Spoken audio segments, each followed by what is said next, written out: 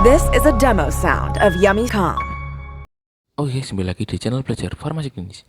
Kali ini saya akan belajar tentang soal UKAI bab diabetes mellitus. Langsung saja nomor 1, seorang apoteker di suatu klinik pengobatan menyerahkan tablet glibenclamid 5 mg sebanyak 30 tablet atas resep dokter kepada seorang pasien, laki-laki usia 49 tahun, penderita DM tipe 2. Bagaimanakah prinsip kerja obat yang diterima oleh pasien tersebut? Untuk prinsip kerja atau mekanisme kerja atau cara kerja penggunaan obat diabetes mellitus ini harus dihafalkan. Hukumnya itu wajib ya. Kalau enggak hafal ya enggak bisa jawab. Untuk cara kerja glibenclamid ini cara kerjanya yaitu meningkatkan sekresi insulin. Ini tabel cara kerja atau mekanisme kerja obat-obat diabetes. Selanjutnya, nomor 2, seorang dokter berdiskusi dengan apoteker pada saat visite bersama untuk menentukan terapi yang akan diberikan kepada seorang pasien laki-laki usia 58 tahun penderita DM tipe 2. Pasien telah menderita penyakit ini selama 5 tahun, tetapi tidak diobati. Hasil pemeriksaan laboratorium menunjukkan nilai HbA1c-nya 11% dan kadar glukosa darah sewaktunya 325 mg per desiliter. Apakah obat yang tepat direkomendasikan untuk pasien tersebut? Untuk pengobatan diabetes mellitus ini kan juga memperhatikan kadar nilai HbA1c-nya. Tabelnya seperti ini. Kalau lebih dari 9% itu wajib menggunakan insulin. Hukumnya wajib ya, jika lebih dari 9%. Untuk karena ini pasien baru, lini pertama pengobatan DM-nya adalah metformin. Jadi metformin dan insulin. Selanjutnya nomor 3, seorang dokter di rumah sakit menelpon apoteker di instalasi farmasi untuk meminta informasi obat untuk pasiennya.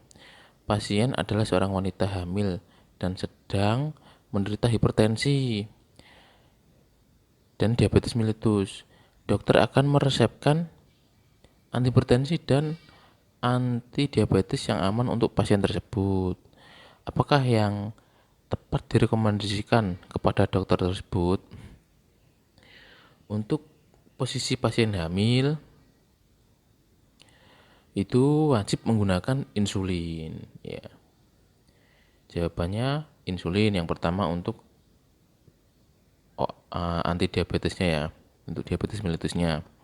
Kemudian ini kan juga mengalami hipertensi. Antihipertensi yang aman yaitu metildopa.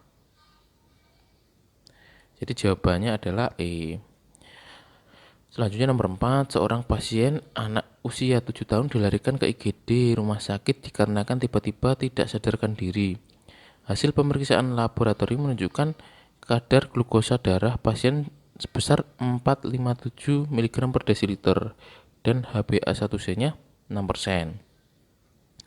Pasien selanjutnya, dokter mendiagnosis pasien mengalami DM tipe 1 dan dokter meminta apoteker menetapkan jenis insulin yang diberikan kepada pasien.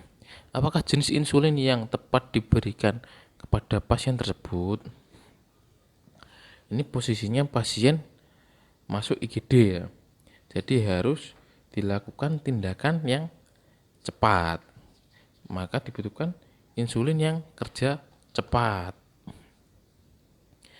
Jadi harus menggunakan kerja insulin yang rapid ya, cepat. Di pilihan A, B, C, D, E ini insulin yang kerja cepat adalah insulin gluisin ya. Jawabannya adalah A. Untuk tabelnya insulin kerja cepat, kerja lama, kerja pendek, dan cara penggunaannya adalah ini. Selanjutnya nomor 5, seorang pasien laki-laki usia 35 tahun penderita DM tipe 1 dirawat di UGD. suatu rumah sakit karena mengalami ketoasidosis. Hasil pengukuran kadar glukosa darah sewaktu pasien adalah sebesar 400 mg per desiliter. Dokter meminta rekomendasi dari apoteker untuk memilihkan jenis sediaan insulin yang dapat menurunkan kadar glukosa darah pasien dengan cepat. Apakah jenis insulin yang tepat direkomendasikan? Menjawabnya itu sama seperti tadi ya, kita cari di tabel cara kerja insulin yang rapid acting. Jawabannya adalah aspat.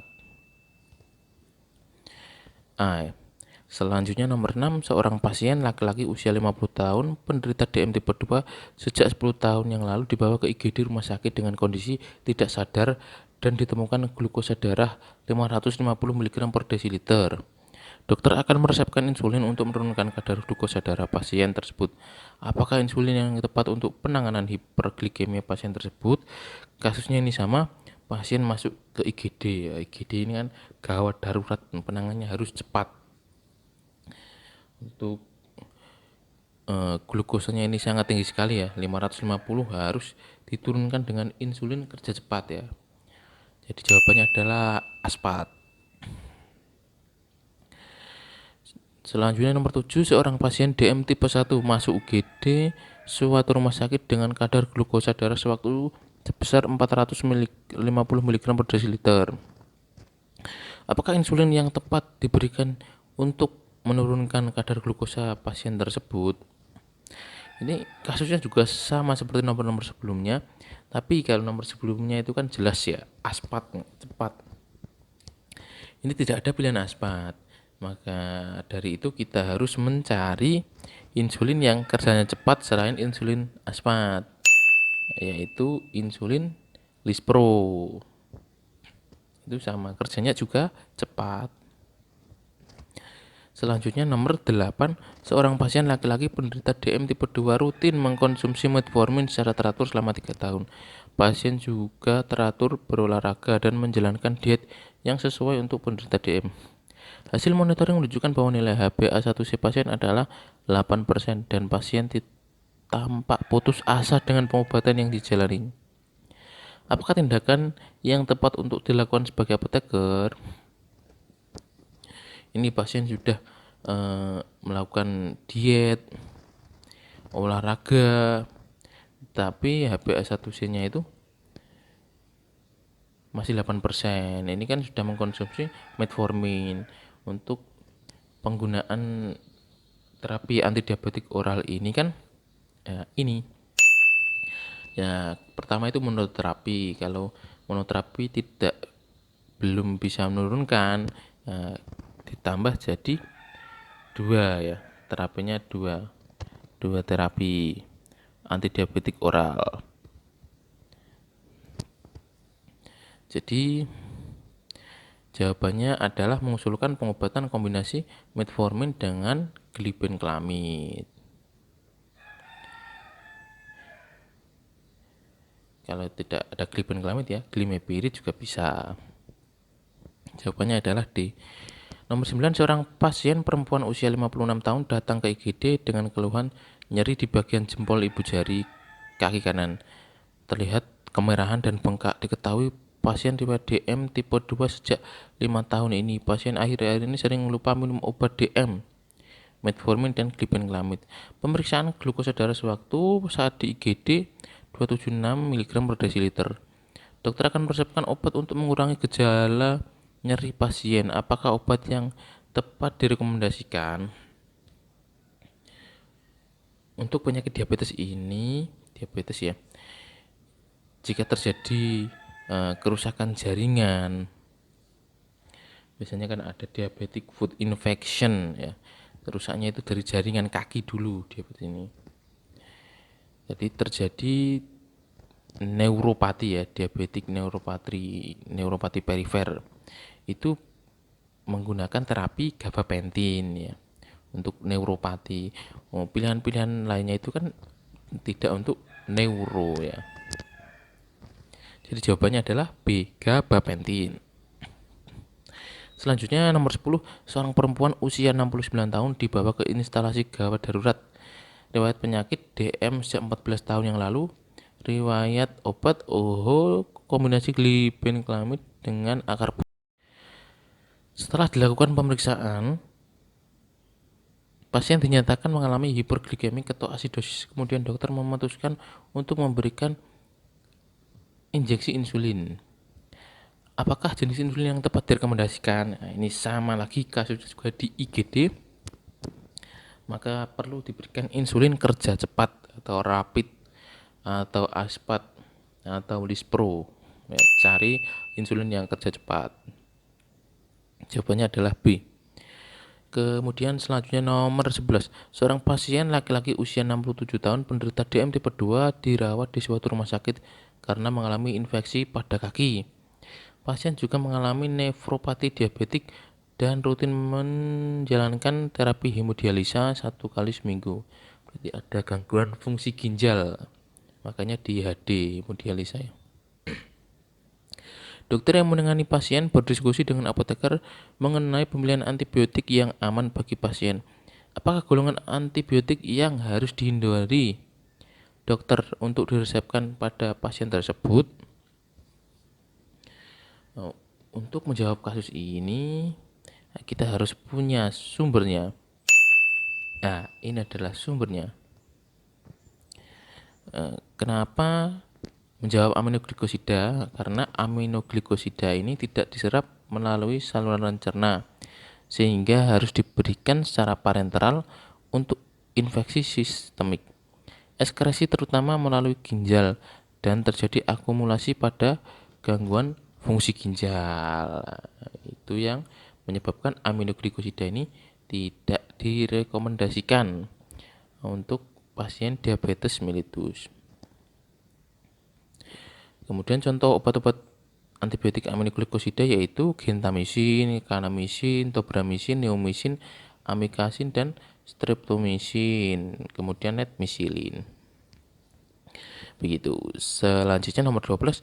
Seorang pasien laki-laki usia 56 tahun, berat badan 90 kg, baru saja terdiagnosa oleh dokter di suatu rumah sakit mengalami DM tipe 2 dengan kadar glukosa darah puasa 160 mg per desiliter dan kadar glukosa darah sewaktu 250 mg per desiliter. Dokter akan meresepkan antidiabetes oral pada pasien dan meminta rekomendasi kepada apoteker mengenai antidiabetes yang tepat untuk pasien.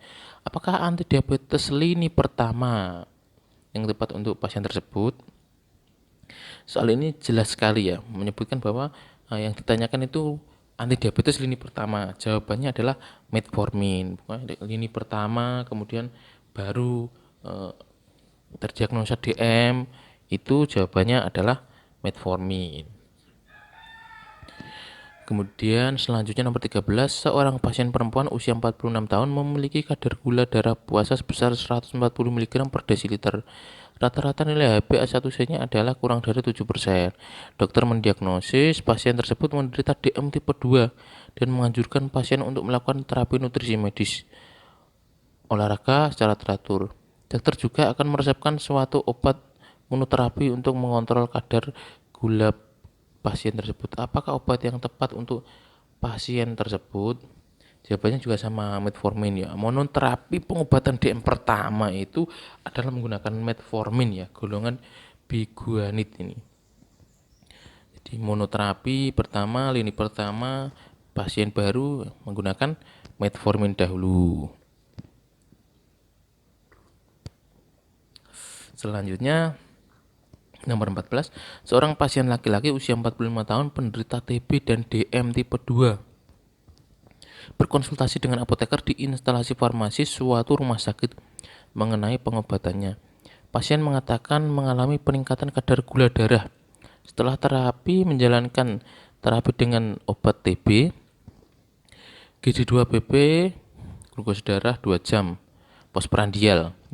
Pasien pada pemeriksaan terakhir adalah 240 mg per desiliter. Obat diabetes mellitus yang bisa diminum pasien adalah glimepiride.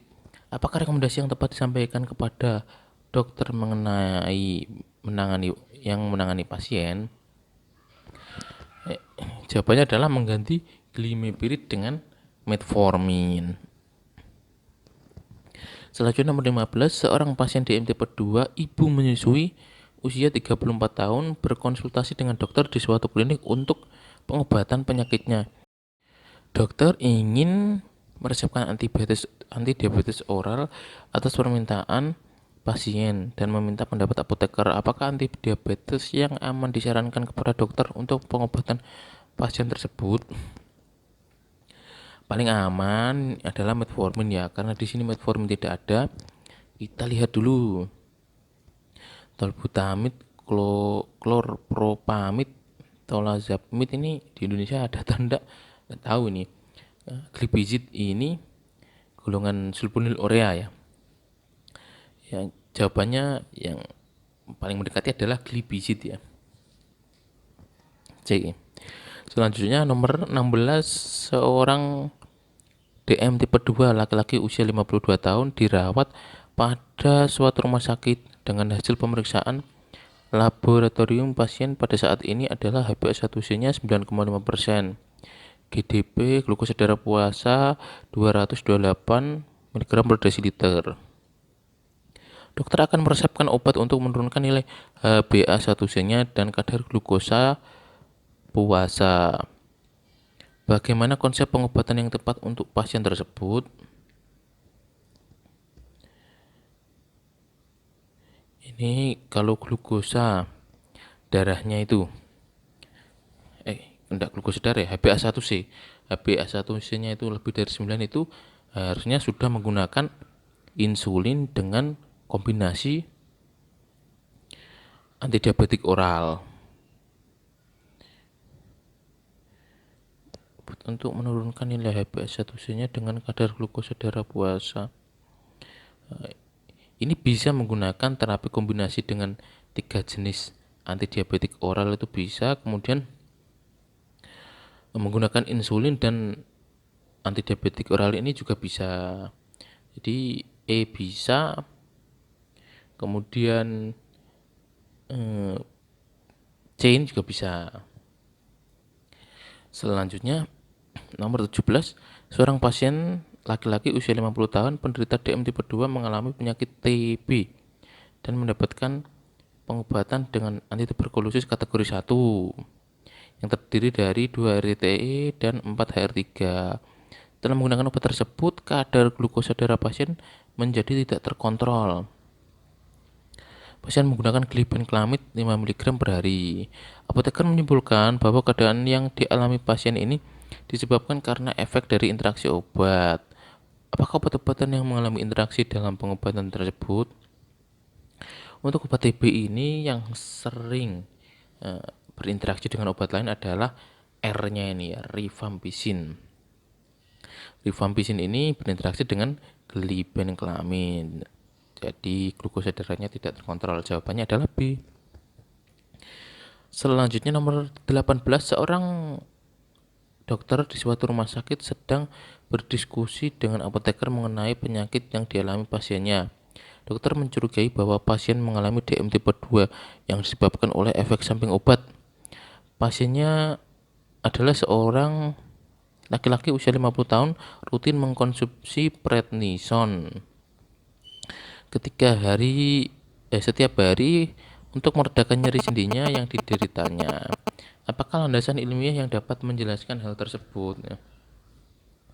Minum prednison rutin ya setiap hari. Jadi obat-obat steroid ya, utama ya, obat steroid ya, kortikosteroid seperti dexamethasone, prednison, kemudian turunannya yaitu metilprednisolon. Ini menyebabkan terjadinya peningkatan glukosa darah jika diminum rutin. Nah, ini jawabannya D, yaitu prednison meningkatkan gluconeogenesis ya. Jadi glukosa darahnya itu meningkat. Selanjutnya nomor 19, seorang apoteker menerima resep dokter dari seorang pasien DM tipe 2 dan hipertensi laki-laki usia 48 tahun dengan obat insulin glargine injeksi sediaan pen dengan aturan pakai SSDD 10 international unit dan propanolol 40 mg di STDD 3 kali sehari 1 tablet. Setelah dilakukan screening, apoteker menyimpulkan bahwa kedua obat saling berinteraksi karena propranolol dapat meningkatkan efek insulin. Apakah saran yang tepat disampaikan kepada pasien untuk meminimalkan akibat interaksi obat tersebut? Ini kita perlu cek dulu ya, propranolol dengan insulin glargin. Kita cek interaksinya itu seperti apa, kita bisa mengeceknya di Medscape. Hasilnya adalah ini. Kemudian bagaimana cara penanganan interaksinya itu? Jawabannya adalah B, menggunakan insulin pada malam hari. Kemudian selanjutnya nomor 20, seorang apoteker sedang menyiapkan insulin Lispro 100 unit per mili untuk seorang pasien DM tipe 2 laki-laki usia 52 tahun, BB 48 kg yang sedang dirawat di ruang rawat inap suatu rumah sakit akibat keadaan hiperglikemi. Dosis insulin yang ditetapkan oleh dokter adalah 1,2 unit per kg-BB. Berapakah jumlah insulin yang tepat disiapkan untuk satu kali pemberian? Jadi ini harus menghitung ya. Menghitung 1,2 unit dikali berat badan dibagi 100 ya, karena jadi dosis yang diminta dibagi dosis yang kita miliki. Hasilnya adalah 0,58 ml.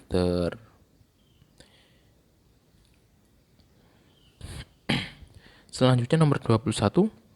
Seorang pasien anak laki-laki usia 12 tahun, berat badan 40 kg, didiagnosis dokter mengalami DM tipe 1 dan mendapatkan resep insulin NPH atau intermediate acting, kerja menengah ya. Insulin tersebut digunakan 2 kali sehari dengan dosis 0,25 unit per kg-BB per hari. Berapakah dosis insulin yang tepat disampaikan apoteker kepada pasien untuk satu kali penyuntikan? Ini jangan terkecoh dengan soal seperti ini. Digunakan 2 kali ya, ada kalimat digunakan 2 kali, berarti nanti dibagi 2. Berarti 0,25 dikali 40 karena berat badannya 40 sama dengan kan 10 unit ya. Ini yang ditanyakan itu untuk satu kali penyuntikan itu berapa. Jadi 10 itu dibagi 2, 5 unit dan 5 unit ya. Jawabannya adalah A. Selanjutnya nomor 22, seorang pasien anak laki-laki usia 12 tahun, berat badan 40. Nah, ini sama ya, didiagnosa DM tipe 1, sama lagi. Kadar glukosanya yang tidak sama ini ya. Dosis insulin yang akan diberikan dokter adalah 0,25 unit per kg-BB. Berapakah unit insulin yang harus disuntikan oleh pasien setiap harinya ya? Kalau ini jumlah kumulatifnya, semuanya per hari ya. Jadi sama hitung-hitungannya ini. 0,25 dikali berat badannya adalah 40. Adalah 10 unit ya. Kalau tadi kan nomor 21 itu untuk satu kali penyuntikan. Kalau nomor 22 ini dikumulatifkan satu harinya itu berapa unit? Jawabannya adalah 10 unit. Nomor 23, seorang apoteker di suatu rumah sakit melakukan screening resep dengan seorang pasien laki-laki usia 49 tahun, penderita hipertensi dengan TD 160 per 100 mmHg dan DM tipe 2. Pasien mendapatkan obat metformin 500 mg S1 DD1 tab DC dan kaptopril 25 mg S2 DD1 tab AC untuk pengobatan selama 15 hari. Apoteker menemukan adanya permasalahan klinis resep pasien tersebut. Apakah permasalahan yang dimaksud oleh apoteker tersebut? Untuk metformin ini dia kan monoterapi ya. Ini bisa digunakan 2 sampai 3 ya.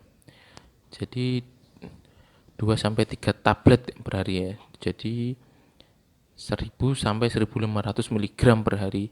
Kalau cuma satu kali sehari 500 mg tanpa kombinasi itu kurang tepat. Jadi aturan pakai metformin tidak tepat, harusnya itu 2 atau 3.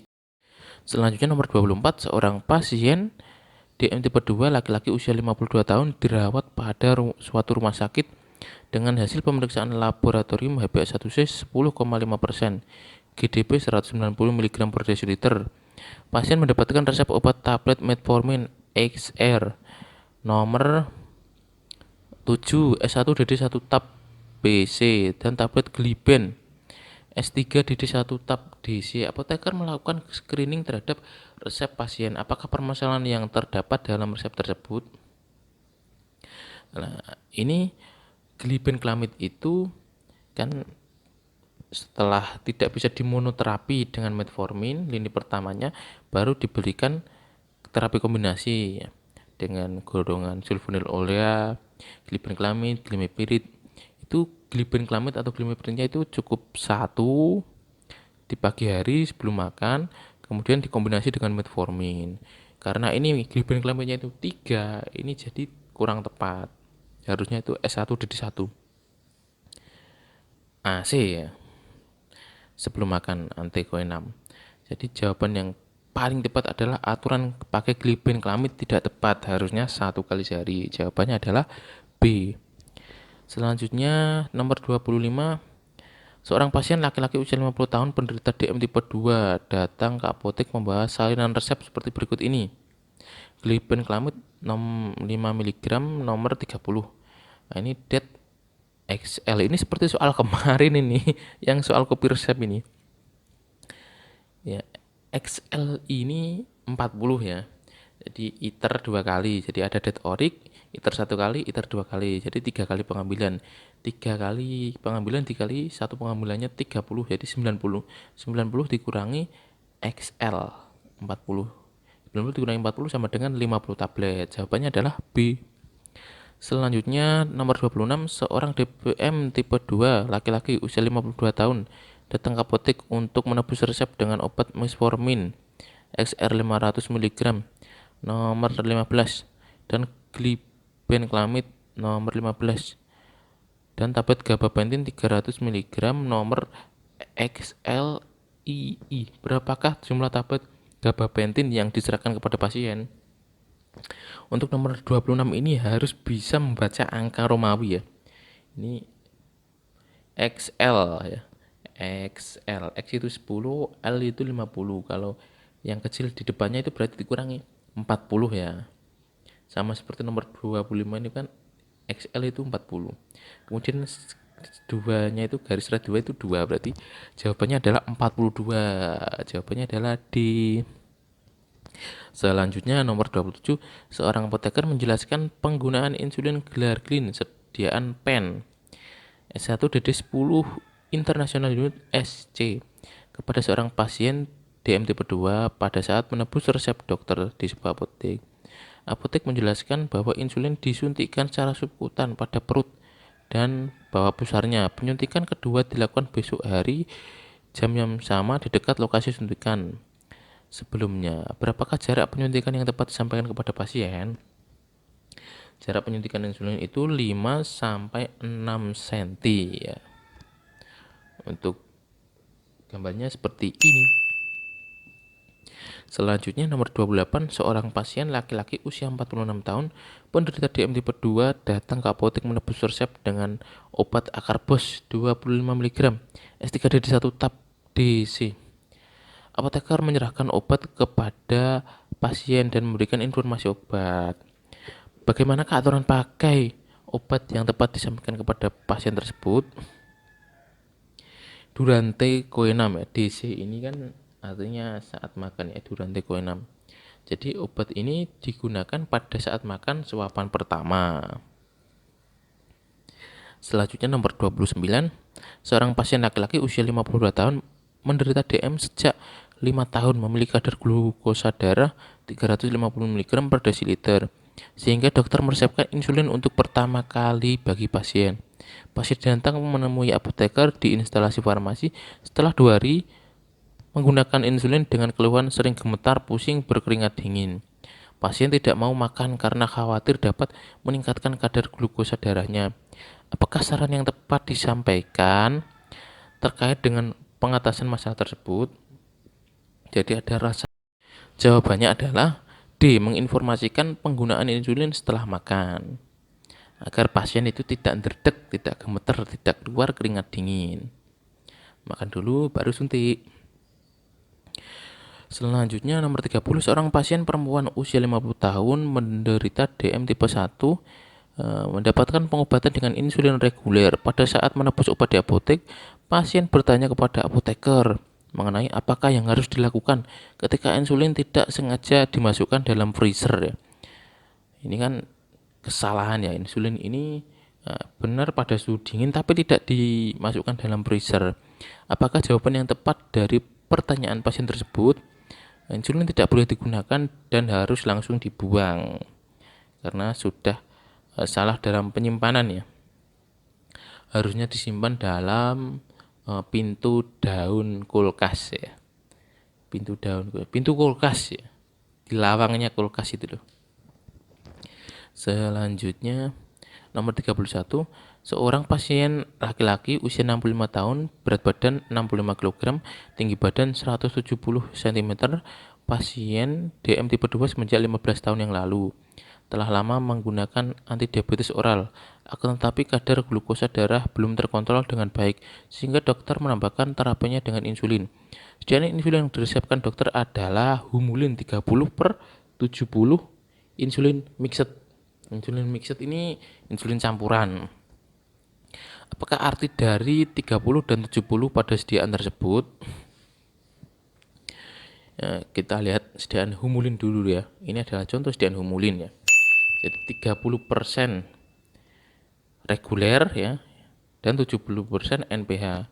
NPH ini singkatan ya. NPH ini neutral protamin hagedorn atau dikenalnya itu sebagai insulin isopen ya, kerja menengah 30 reguler, 70 menengah. Jawabannya adalah A. Selanjutnya nomor 32, seorang pasien laki-laki usia 55 tahun didiagnosa dokter mengalami diabetes mellitus sejak 1 tahun yang lalu dan selalu menebus obat di apotek. Namun bulan ini pasien tersebut tidak datang menebus obatnya. Apoteker menelpon pasien untuk mencari tahu alasan pasien tidak menebus obat. Apakah tindakan yang tepat diberikan untuk pasien tersebut? Ini jawaban yang tepat adalah memotivasi pasien untuk patuh minum obat. Ini karena kalau glukosanya tidak terkontrol, kedepannya itu malah terjadi bahaya, mengakibatkan bahaya. Selanjutnya nomor 33, seorang apoteker sedang menjelaskan penggunaan insulin Glargine sediaan pen kepada seorang pasien DM tipe 2 pada saat menebus resep dokter di sebuah apotek. Pasien baru pertama kali mendapatkan resep obat tersebut dan apoteker menjelaskan cara penggunaan obat tersebut kepada pasien, termasuk lokasi penyuntikan yang dapat dilakukan pada beberapa area tubuh. Apakah bagian tubuh yang dijadikan sebagai tempat penyuntikan untuk pertama kalinya? Jawabannya adalah perut sekitar pusar. Ini adalah contoh gambarnya ya. Kemudian selanjutnya nomor 34,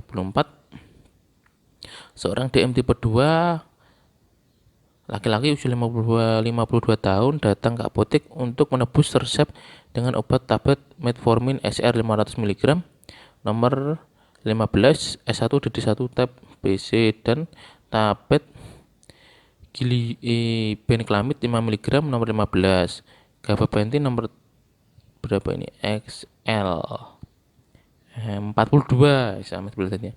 Apakah informasi yang tepat disampaikan kepada pasien terkait indikasi penggunaan gabapentin? Gabapentin ini mengurangi nyeri akibat komplikasi penyakit ya, nyeri neuropati perifer.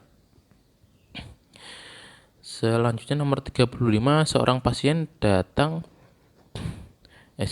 laki-laki usia 49 tahun didiagnosa oleh dokter menderita DM tipe 2. Dokter memberikan resep seperti berikut: R-glibenclamid 5 mg, glimepiride 2 mg, S2 DD1 BC. Berdasarkan hasil screening resep dilakukan oleh apoteker, terdapat permasalahan klinis yaitu duplikasi obat antara glibenclamid dengan glimepiride. Selanjutnya apoteker melakukan konfirmasi ke dokter dan menyarankan penggantian kombinasi menjadi glimepiride dengan metformin. Pada fase manakah terjadinya medication error pada kasus tersebut? Jadi untuk nomor 35 ini kesalahannya kan di persepennya ya, dengan double golongan sulfonylurea, glimepiride dan glibenclamid. Jadi ada di prescribingnya persepennya ya. Jawabannya A. Kalau dispensing itu di pencampurannya, kalau screening itu di awalnya, kemudian di administrasi itu kelengkapannya. Karena ini salah dalam penulisannya, jadi jawabannya adalah A. Prescribing. Selanjutnya nomor 36, seorang pasien perempuan 60 tahun penderita diabetes mellitus selama 15 tahun. Saat ini mengalami jantung koroner, nefropati kronis, retinopati, neuropati perifer, dan dispepsia. Pasien mendapatkan resep dokter dengan obat spironolakton 100 mg S1DD1. Apoteker menemukan bahwa obat tersebut dikontraindikasikan dengan keadaan pasien. Apakah kondisi yang merupakan kontraindikasi dari pemberian spironolakton pada pasien tersebut? Ini penyakit yang dideritanya pasien ini kan banyak, DM dengan jantung koroner, nefropati kronis, retinopati, neuropati perifer, dispepsia. Ini mendapatkan obat spironolakton. Ini yang ditanyakan, kontraindikasi spironolakton itu apa? Jawabannya adalah B, nefropati kronis. Lihatnya dari mana? Dari ini ya.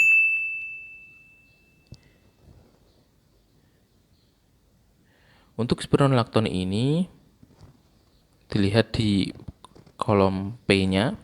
Hati-hati penggunaan pada usia lanjut, gangguan hati, gangguan ginjal, hindari bila sedang sampai berat. Ini kan nefropati, ini gangguan fungsi ginjal. Jadi jawaban yang paling tepat adalah B, nefropati kronis. Selanjutnya nomor 37, seorang pasien laki-laki berusia 40 tahun datang ke apotek untuk menebus obat metformin atas resep dokter. Pasien tersebut mengalami diabetes mellitus serta memiliki riwayat gangguan lambung. Apoteker memberikan informasi pada saat menyerahkan obat kepada pasien. Apakah informasi yang tepat disampaikan kepada pasien terkait waktu yang tepat meminum obat? Ini obat diminum bersamaan dengan makan. Metformin ini kan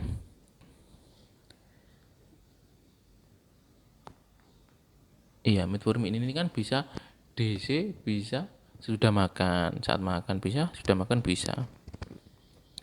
Kemudian nomor 38, seorang pasien laki-laki usia 45 tahun penderita diabetes datang ke apotek untuk membeli obat insulin Lispro dengan resep dokter. Pasien tersebut baru pertama kali memperoleh obat tersebut. Apakah informasi yang tepat disampaikan terkait dengan waktu pemakaian obat? Untuk waktu pemakaian insulin Lispro ini, lihat di ini. Obat diinjeksikan 15 menit sebelum makan. Selanjutnya nomor 39, seorang apoteker di puskesmas ditugaskan untuk membuat program penjualan obat dengan penggunaan khusus, yaitu insulin. Program ini dilaksanakan agar masyarakat mengetahui cara penggunaan obat sehingga dapat mengoptimalkan pengobatan. Apakah nama utama yang dilakukan oleh kegiatan apoteker tersebut? Ya, jawabannya adalah prevensi primer, ya, pencegahan primer, agar masyarakat itu tidak salah menggunakan obat, terutama untuk kasus insulin ini. Jadi masyarakat tahu cara penggunaannya itu seperti apa, disuntiknya itu di mana, cara menyuntiknya itu bagaimana, itu masyarakat tahu agar tidak terjadi kesalahannya. Jawabannya adalah A, prevensi primer. Iya, selesai. Baik, selesai sudah pertemuan kita kali ini. Kita ketemu di video berikutnya. Salam belajar farmasi klinis, semangat belajar. This is a demo sound of Yummy Calm.